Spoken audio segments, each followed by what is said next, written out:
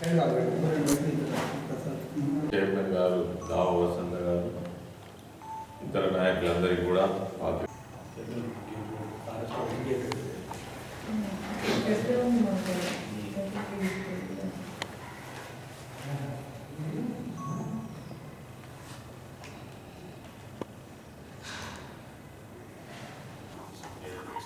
రోలరావు ప్రాజెక్టుకు సంబంధించినటువంటి విషయంలో నిన్న కాంగ్రెస్ పార్టీ నాయకులు దానిపైన అనేక విషయాలు మాట్లాడడం జరిగింది. బీర్పూర్ మండలంలో ఉన్నటువంటి రోలవాగు ప్రాజెక్టుకు సంబంధించి ఆ రోజు ఉమ్మడి సారంగపూర్ మండలానికి అదేవిధంగా బీర్పూర్ మండలానికి సంబంధించి ధర్మపురిని కూడా కలుపుకొని ఈ రోలవాగు ప్రాజెక్టును ఆధునీకరించాలనే ఉద్దేశంతో ఆ రోజు ఉన్నటువంటి ముఖ్యమంత్రి శ్రీ కేసీఆర్ గారి నేతృత్వంలో ఇరిగేషన్ మినిస్టర్ హరీష్ రావు గారి సహకారంతో అదేవిధంగా అప్పుడు ఎంపీగా ఉన్నటువంటి కవిత గారి సహకారంతో ఈ జిల్లాకు సంబంధించి ఆ రోజు మంత్రిగా కూడా నేను ప్రాతినిధ్యం వహిస్తున్నటువంటి సందర్భంలో ఈ ప్రాజెక్టు నిర్మాణం చేయడం వల్ల దాదాపు సారంగపూర్ మండల్, బీర్పూర్ మండల్ కొత్త మండలంతో పాటు ధర్మపురి మండలానికి సంబంధించి దాదాపు 17,000 ఎకరాలకు కొత్త ఆయకట్టు వస్తాయనేటువంటి ఉద్దేశంతో మరి ఆ ప్రతిపాదన చేయడం జరిగింది. దాన్ని పూర్తి ఆ ప్రాజెక్టు కూడా చేపట్టడం జరిగింది. మరి పనులు కూడా దాదాపుగా పూర్తి చేసేటువంటి ప్రయత్నంలో భాగంగానే కొన్ని అవరోధాలు రావడం వల్ల ఇంకా కూడా ప్రాజెక్టు పూర్తి కాలేదు. అందులో ప్రధానంగా ఈ రోలవాగు ప్రాజెక్ట్ ఏదైతే ఉందో ఫారెస్ట్ ఆధీనంలో ఉన్నటువంటి ఆ ప్రాంతంలో ఉండడం వల్ల ప్రాజెక్టు పర్మిషన్ కూడా ఫారెస్ట్ క్లియరెన్స్ రావాల్సి ఉంది. దాంతోపాటు 2021లో పెద్ద ఎత్తున వరదలు రావడం వల్ల కట్టినటువంటి ఏదైతే బండ్ ఏదైతే ఉందో అది కూడా కొట్టుకపోవడం, గేట్లు పెట్టుకునేటువంటి అవకాశం లేకుండా పోవడం కూడా జరిగింది. మరి ఇది రోలవాగు ప్రాజెక్టుకు సంబంధించినటువంటి విషయం. కానీ మేము ఈ సందర్భంగా ఇప్పుడున్నటువంటి ప్రభుత్వాన్ని కానీ నాయకులను కానీ ప్రాతినిధ్యం వహిస్తున్నటువంటి మరి మంత్రులను కానీ ప్రశ్నించే విషయం ఏమిటంటే, గతంలో తెలంగాణ రాక పూర్వం కూడా ఈ రోలవాగు ప్రాజెక్టు ఉన్నది. అప్పుడు కూడా ఈ ప్రాంతం నుంచి మంత్రులుగా ఎమ్మెల్యేలుగా ప్రాతినిధ్యం వహించినటువంటి పెద్ద నాయకులందరూ కూడా అప్పుడు ఉన్నారు. కానీ ఈ రోలవాగు ప్రాజెక్టును కనుక అభివృద్ధి చేసినట్టయితే దాదాపు గోదావరి ఒడ్డున ఉన్నటువంటి సారంగపూర్ కావచ్చు, ఇప్పుడు ఉన్నటువంటి బీర్పూర్, ధర్మపురి ప్రాంతాలు సస్యశ్యామలమైతే అనేటువంటి ఆలోచన కానీ దాని మీద ఒక ప్రణాళిక కానీ ఏనాడు కూడా చేసినటువంటి సందర్భం లేదు.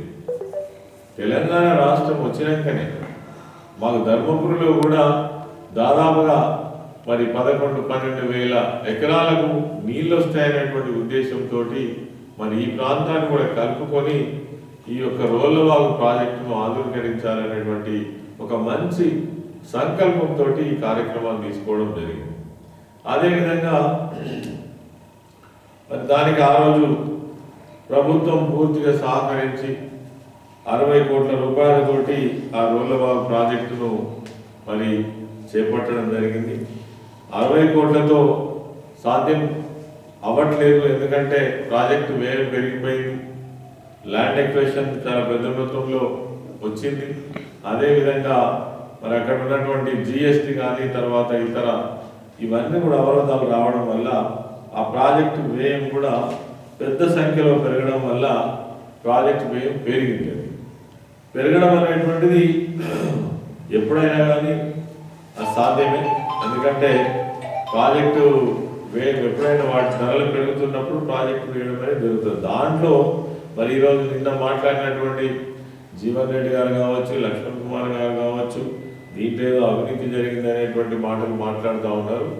అవినీతి జరిగితే మేము ఇప్పటికైనా మిమ్మల్ని డిమాండ్ చేస్తున్నాం, దీని మీద మంచి విచారణ జరిపియండి. ఒక విషయం ఏమిటంటే, సంవత్సరం తర్వాత మీకు సోయి వచ్చిందా, ఈ ప్రాజెక్ట్ అనేది ఒకటి ఉన్నది, ఇన్ని ఎకరాలకు నీళ్ళు వస్తాయి, దీన్ని పూర్తి చేయాలనేటువంటి జ్ఞానం కానీ ఆలోచన కానీ ఇప్పటిదాకా మీకు రాకపోవడం అనేది చాలా ఆశ్చర్యకరం.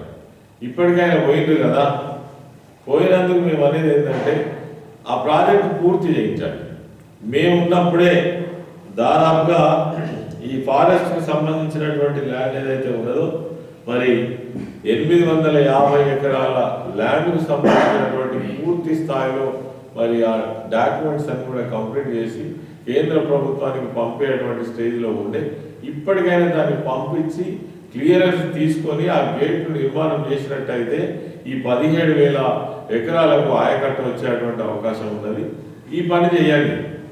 అదేవిధంగా ఫారెస్ట్ వ్యయం పెరిగిందని కూడా మాట్లాడుతున్నారు కదా, మాట్లాడినప్పుడు ఏదైనా ల్యాండ్ అక్విజిషన్ కూడా 279 ఎకరాల ల్యాండ్కు డబ్బులు రైతులకు చెల్లించింది, అది వ్యయం కూడా పెరిగింది. జిఎస్టీ 5% నుంచి 18% పెరిగింది. దీనికి సంబంధించినటువంటి లెక్కలు పక్కలన్నీ కూడా అధికారులకు ఎప్పటికప్పుడు తెలుసు. మేము ఈ సందర్భంగా చెప్పేది ఒకటే, ఈ ప్రాజెక్టు నిర్మాణం చేయడం వల్ల ఈ ప్రాంతంలో ఉన్నటువంటి రైతులకు మేలు జరుగుతుంది. ఇది మీకు ఒకవేళ పట్టున్నట్టయితే దాన్ని వెంటనే పూర్తి చేయాలని కోరుతున్నాం. అదేవిధంగా గోదావరి ఈ ఒడ్డులో ఉన్నటువంటి గ్రామాలు ఏవైతే ఉన్నాయో, జగిత్యాల నియోజకవర్గం కావచ్చు, ధర్మపురి కావచ్చు, దాదాపుగా ఒక 20 వరకు లిఫ్ట్ ఇరిగేషన్ స్కీమ్స్ ఉన్నాయి. అవతలి వైపు కూడా ఉన్నాయి. మరి ఈ లిఫ్ట్ ఇరిగేషన్ స్కీమ్స్ ఖచ్చితంగా నడవాలంటే గోదావరిలో నీళ్లు ఉండాలి. ఇలా గోదావరి మొత్తం ఎండిపోయింది. లిఫ్ట్ ఇరిగేషన్ స్కీమ్స్ నడవకపోతే గోదావరి అటువంటి ఉన్నటువంటి రైతులకు కావచ్చు, ఇటువంటి ఉన్నటువంటి రైతులకు కావచ్చు నీళ్లు రావు. నీళ్లు రాకపోతే రేపు నాట్లు వేయరు. మరి మీ మీద నమ్మకం అయితే కనబడితే లేదు. మీకు చిత్తశుద్ధి ఉంటే నిన్న పోయి పెద్ద పెద్ద మాటలు మాట్లాడొచ్చారు కదా, వెంటనే మేము డిమాండ్ చేస్తున్నాము, గోదావరిలో నీళ్లు వదిలిపియండి. ఈ 1000 ఎకరాల ఆయకట్టును కాపాడండి. నాకు తెలిసి ఈ లిఫ్ట్ ఇరిగేషన్ స్కీమ్స్ తర్వాత ఈ రోలవాగు ప్రాజెక్టు పైన ఆధారపడినటువంటి దాదాపు 1,00,000 ఎకరాలు మీరు కాపాడలు వాళ్ళు అవుతారు.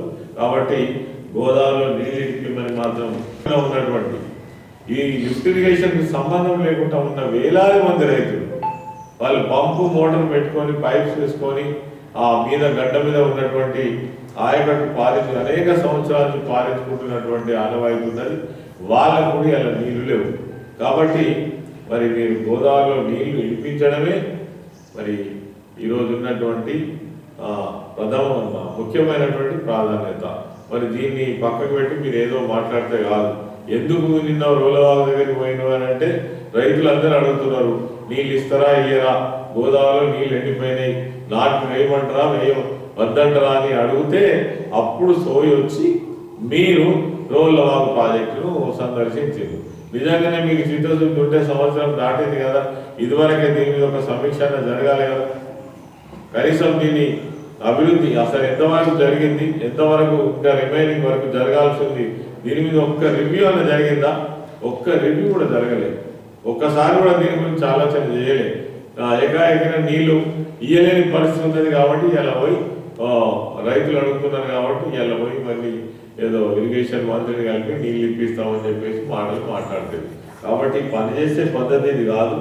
పని చేసేటోనికి పని కనబడుతుంటుంది, ఎవరో చెప్పుదే గుర్తుకు రాదు. రాగానే మీరంతా దీని మీద సమీక్ష చేయాల్సిన అక్కర లేకుండా లిఫ్ట్ ఇరిగేషన్ స్కీమ్స్ ద్వారా అసలు ఎన్ని ఎకరాలకు ఆయకట్టు వస్తున్నది, వాటికి మరి నీళ్లు రాకపోతే ఈ లిఫ్ట్లు ఎటు నడుస్తాయనేటువంటి ఆలోచన ఉన్నదా? మా దగ్గర కూడా దాదాపు 14 లిఫ్ట్ ఇరిగేషన్ ధర్మపురి నియోజకవర్గంలో మేము వచ్చినాక పెట్టుకున్నాం. అదివరకు ఉన్నప్పుడు ఎవరికి కూడా సోయి లేదు. గోదావరిలో నీళ్ళు పోతున్నాయి కానీ లిఫ్ట్ పెట్టుకుంటే పాపం రైతులు బతుకుతారని కూడా ఎవరు ఆలోచన చేయలేదు. కాబట్టి ఇప్పటికైనా కాంగ్రెస్ ప్రభుత్వంలో ఉన్నటువంటి నాయకులు నేను కోరుతా ఉన్నాను, వెంటనే గోదావరిలో నీళ్లు విడుదల చేయాలి. అదేవిధంగా రోలవాగు ప్రాజెక్టు పనులు కూడా పూర్తి చేయాలి. మీకు నిజంగానే దీని మీద కూడా అనుమానాలు ఉంటే దీని మీద సమగ్రమైనటువంటి విచారణ జరిపించాలి. దోషులైనటువంటి వాళ్ళ మీద శిక్ష వేసేటట్టు చర్యలు తీసుకోవాలని మేమే డిమాండ్ చేస్తున్నాం. వాళ్ళ అధికారులా ఇంకెవరా ఆనాడు మేము ఆరాటపడ్డది ఏంటంటే రోలవాగు ప్రాజెక్టు తొందరగా పూర్తి కావాలి, అక్కడ ఉన్నటువంటి ఆయకట్టుదారులకు రైతులకు నీళ్ళందాలనే ఆరాటపడ్డాం తప్ప ఈ ప్రాజెక్టు పూర్తి కాకపోవడానికి చాలా అవరోధాలు వచ్చాయి. ఇంతకుముందు నేను చెప్పిన. కాబట్టి ఈరోజు ఇక్కడ ఉన్నటువంటి పెద్దలు జీవన్ రెడ్డి గారు కావచ్చు, లక్ష్మణ్ కుమార్ గారు కావచ్చు, ఇక్కడ ఉన్న స్థానిక ఎమ్మెల్యే నియోజకవర్గంలో ఉన్నది రోలవాగు ప్రాజెక్టు వెంటనే పూర్తి చేయండి, రైతులకు నీళ్ళు ఇవ్వండి అని చెప్పేసి మేము డిమాండ్ చేస్తూ ఉన్నాం.